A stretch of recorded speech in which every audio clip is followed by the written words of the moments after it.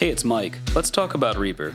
Today I'd like to show you a few tips and tricks to help maximize your screen real estate in the Arrange view in Reaper. A few days ago I was helping a client with some issues they were having in Reaper. I noticed as I was working through the project that it was very difficult to see many of the tracks in the Arrange view or the track control panel. It dawned on me that I have several settings that I've customized in Reaper to help make navigating a lot easier for me. I have a tendency to set those by default when I'm setting up Reaper for a new user, but in many cases new users are unaware of all of the customization options that exist in Reaper. Let's take a look. To demonstrate, I'll start with an empty project and insert 10 blank tracks. I'll right-click in the track control panel, choose Insert Multiple Tracks, and insert 10 tracks named Track.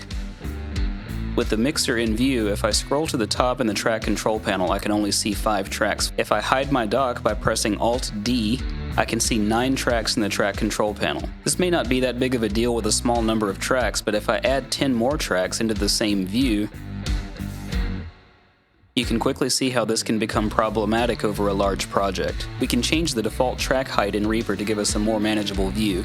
Click on Options, Preferences, and go to Track Send Defaults. The default track height in new projects is set to medium. This can be changed to small or large, or you can set it to use current, at which point Reaper will use whatever the current track height is. My preference is to default to the smallest track height possible so I can see more tracks at a time. Let's cancel out of Preferences and take a look at the Actions menu to see what options we might have for track height. Go to Actions and Show Action List and search for Track Height. There's an action bound to the grave accent key by default to toggle track zoom to minimum height.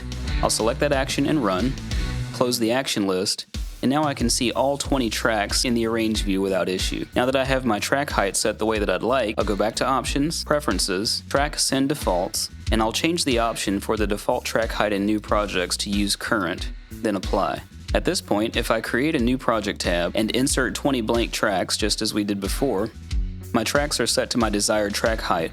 If I need to change the height of all of my tracks, I can hold Control and scroll up or down.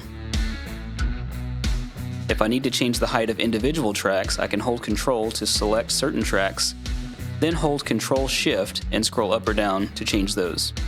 You may also want to take a look at the actions list to see what other options are available that you can bind to key presses or mouse modifiers.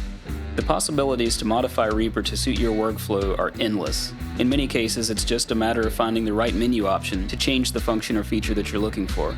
I hope this helps. If you like the content you're seeing, be sure to like, share, and subscribe, and you can support the channel further by clicking the Buy Me a Coffee link below. I like coffee.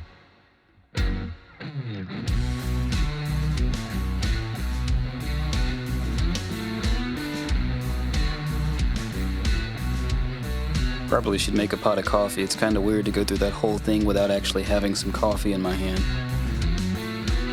We'll get them next time.